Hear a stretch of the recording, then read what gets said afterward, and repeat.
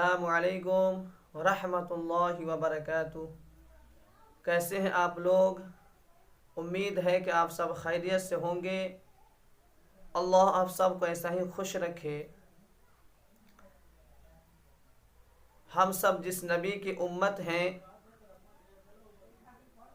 पूरी उम्र जो है हम सब अल्लाह के नबी सल्लल्लाहु अलैहि वसल्लम, हम सब के नबी की ग़ुलामी में पूरी उम्र को बिता दें, तब भी हम अल्लाह के रसूल सल्लल्लाहु अलैहि वसल्लम के हक़ अदा नहीं कर सकते। हम ऐसे नबी की उम्मत हैं। इससे पहले वाली वीडियो में जो मैं हश्र के मैदान वाला वाक़यात बताया था, उससे पहले की वाक़यात है कि अल्लाह के रसूल सल्लल्लाहु अलैहि वसल्लम जब इस दुनिया में थे तब भी इस उम्मत की फ़िक्र थी, और हश्र के मैदान में उठाए जाएंगे तब भी इस उम्मत की फ़िक्र होगी। आप सल्लल्लाहु अलैहि वसल्लम इस दुनिया में थे तो बहुत गमगीन, बहुत मायूस रहा करते थे। अल्लाह सुब्हानहू व तआला जानते थे कि मेरे नबी, मेरे महबूब किस गमगीन में, किस मायूसी में, किस फ़िक्र में रहा करते हैं। फिर भी जिब्राइल अलैहिस्सलाम को भेजे कि जा कर के मेरे नबी से उम्मत के बारे में पूछ कर के आइए कि किस गमगीन में मेरे नबी रहते हैं, किस मायूसी में, किस फ़िक्र में रहा करते हैं, क्यों इतना मायूस रहा करते हैं। तो जिब्राइल अलैहिस्सलाम आए और आप सल्लल्लाहु अलैहि वसल्लम के पास आए, हज़रत जिब्राइल अलैहिस्सलाम, और पूछे कि अल्लाह के नबी सल्लल्लाहु अलैहि वसल्लम, आप इतना गमगीन क्यों रहा करते हैं, क्यों इतना उदास रहा करते हैं, क्यों मायूस रहा करते हैं। तो अल्लाह के रसूल सल्लल्लाहु अलैहि वसल्लम बताए कि न जाने मेरे उम्मत के साथ कौन सा मामला होगा, इसी फ़िक्र में मैं इतनी गमगीन, इतने मायूस रहा करता हूँ। तो हज़रत जिब्राइल अलैहिस्सलाम गए, कब्रिस्तान में गए। वहाँ जो है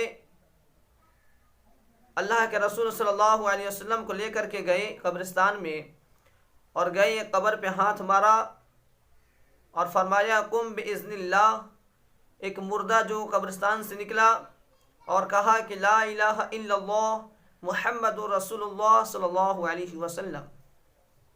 फिर दूसरे कब्र पे हाथ मारे और कहे कि कुम बिइज़्निल्लाह।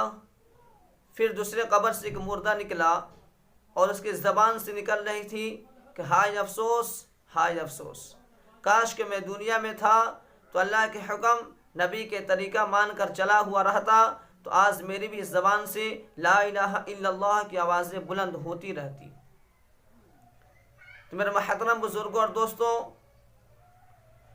तब जाकर अल्लाह के रसूल सल्लल्लाहु अलैहि वसल्लम के दिल को तसल्ली हुआ, और जिब्राइल अलैहिस्सलाम कहे कि आप भी उम्मत के साथ ऐसा ही मामला पेश होगा। आपके उम्मत में जो नेक गुजरेंगे उसको कब्र से ऐसा ही निकाला जाएगा। तो मैं अर्ज़ कर रहा था कि अल्लाह के रसूल सल्लल्लाहु अलैहि वसल्लम जब दुनिया में थे तब भी इस उम्मत की फ़िक्र थी।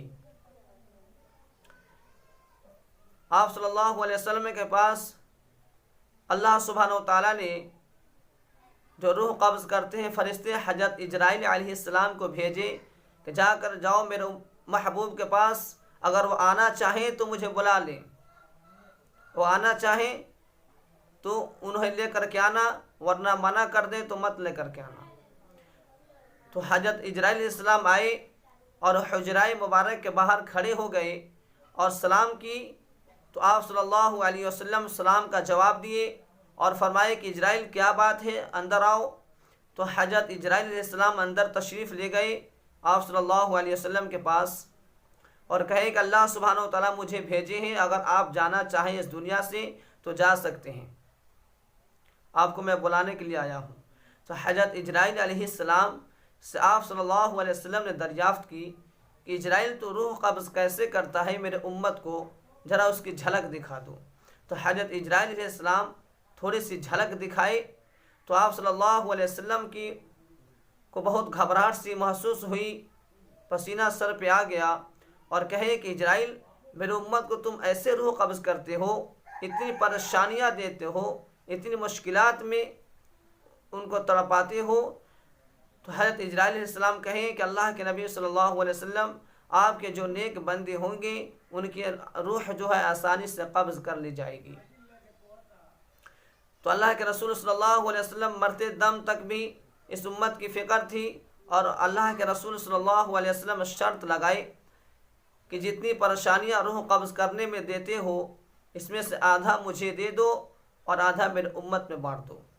यह शर्त है, जाओ अल्लाह सुब्हानहू व तआला से कहा करके आओ।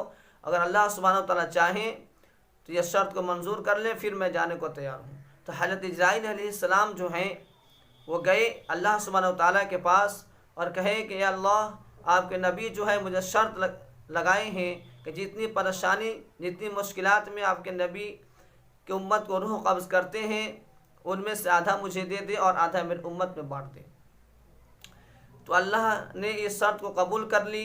हज़रत इजराइल इस्लाम आए आप सल्लल्लाहु अलैहि वसल्लम के पास, कहे कि नबी सल्लल्लाहु अलैहि वसल्लम, अल्लाह के नबी, आपका शर्त जो है अल्लाह ने मंजूर कर लिया है। तो मेरे मुहतरम बुजुर्गों और दोस्तों, कहने का मकसद मेरा असल ये था कि आप सल्लल्लाहु अलैहि वसल्लम इस दुनिया में थे तो हम सब की फ़िक्र थी, इस दुनिया से जा रहे हैं तब भी हम सब की फ़िक्र है, इस दुनिया से उठाए जाएंगे तो उस वक़्त भी हम सब की फ़िक्र है। लेकिन हम सब ना जाने दुनिया के फ़िक्र में लगे हुए हैं। सहाबा इकराम की क्या आदत थी, क्या फ़िक्र थी कि हमारी मरने के बाद वाली जो ज़िंदगी है वह सबसे ऊंची ज़िंदगी हो जाए।